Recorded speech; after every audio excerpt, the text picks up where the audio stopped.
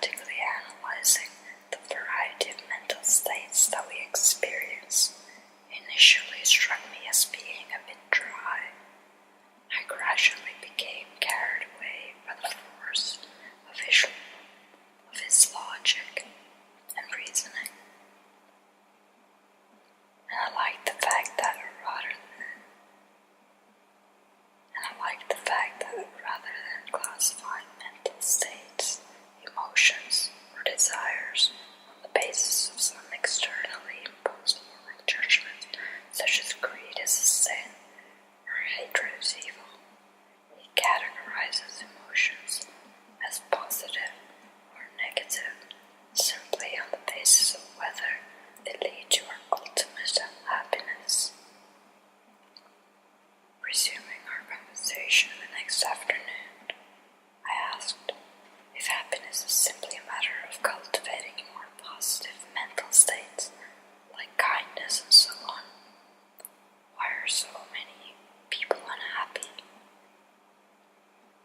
Achieving genuine happiness may require bringing about a transformation in your outlook, your way of thinking, and this is not a simple matter, he said.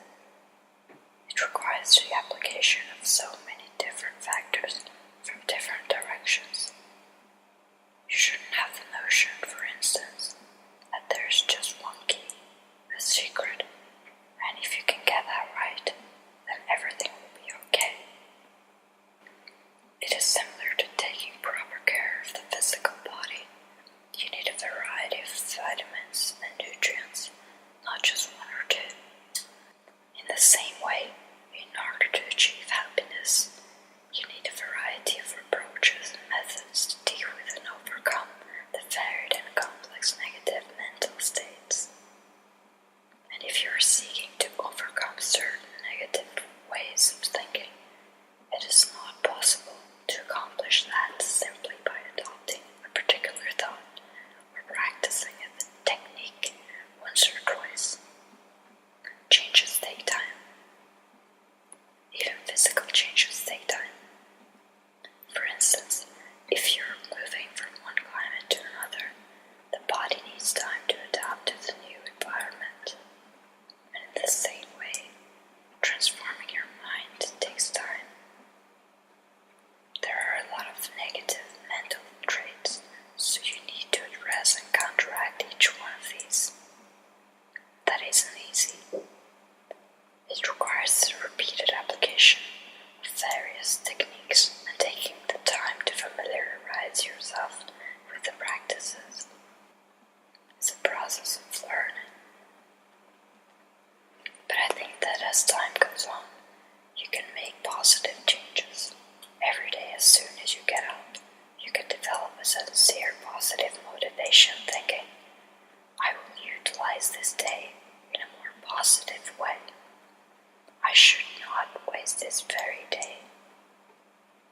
And then, at night, before bed, check what you've done, asking yourself, did I utilize this day as I planned? If it went accordingly, then you should rejoice.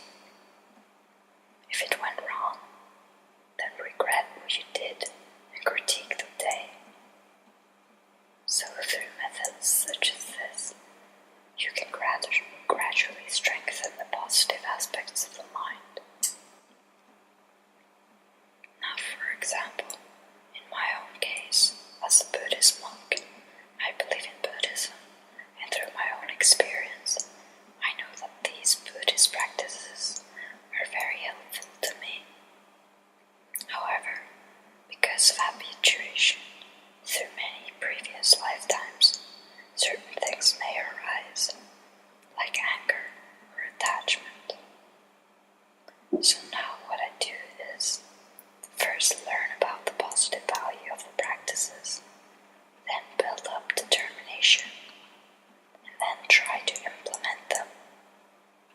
At the beginning, the implementation of the positive practices is very small, so the negative influences are still very powerful. However, eventually, as you gradually build up the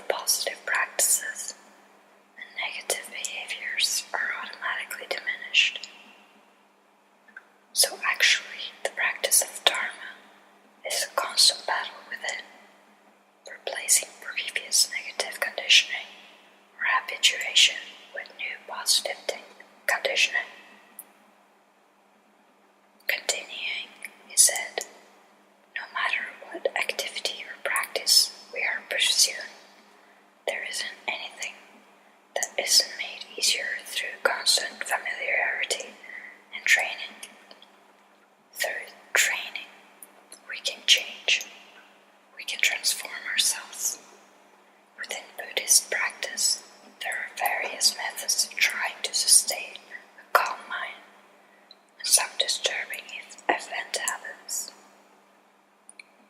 Through repeated practice of these methods, we can get to the point where some disturbance may occur, but the negative effects on our mind remain on the surface, like the waves that may ripple on the surface of an ocean, but don't have much effect deep down.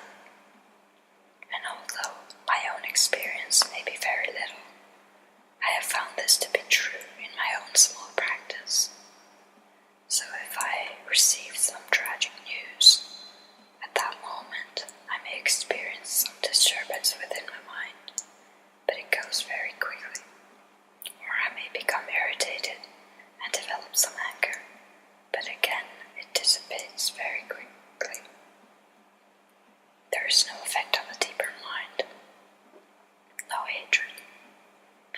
This was achieved through gradual practice. It didn't happen overnight. Certainly not.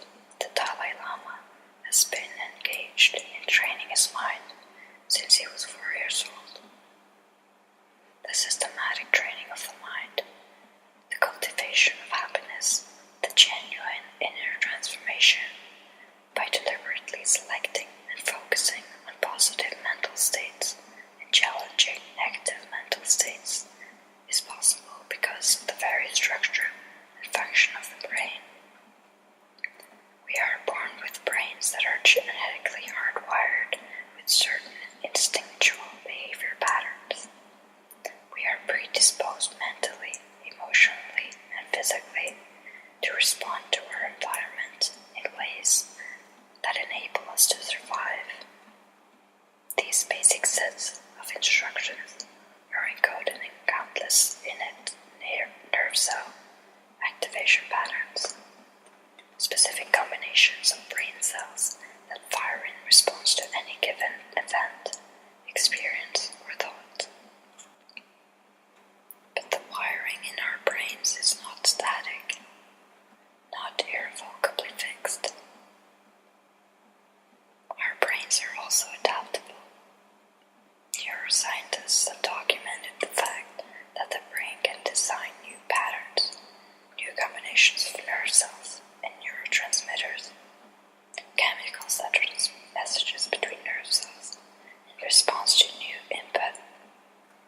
In fact, our brains are immutable, ever-changing, reconfiguring their wiring according to new thoughts and experiences. And as a result of learning, the function of individual neurons themselves change, allowing electrical signals to travel along them more readily. Scientists call the brain's inherent capacity to change plasticity. This ability to change the brain's wiring to grow new neural connections has been demonstrated in experiments such as one conducted by Drs. Avi Carney and Leslie Unterleider at the National Institute of Mental Health. In that experiment, the researchers had subjects perform a simple motor task, a finger tapping exercise, and identified the parts of the brain involved in the task by taking an MRI brain scan. The subjects then practiced the finger exercise daily for 4 weeks, gradually becoming more efficient and quicker at it. At the end of the 4-week period, the brain scan was repeated and showed that the area of the brain involved in the task had expanded. This indicated that the regular practice and repetition of the task had recruited new nerve cells and changed the neural connections that had originally been involved in the task. This remarkable feature of the brain appears to be the physiological basis for the possibility of transforming our minds. By mobilizing our thoughts and practicing new ways of thinking, we can reshape shape our nerve cells and change the way of our brains work. It is also the basis for the idea that inner transformation begins with learning new input and involves the discipline of gradually replacing our negative conditioning, corresponding with our present characteristic nerve cell activation patterns, with positive conditioning forming new neural circuits. Thus, the idea of training the mind for happiness becomes a very real possibility.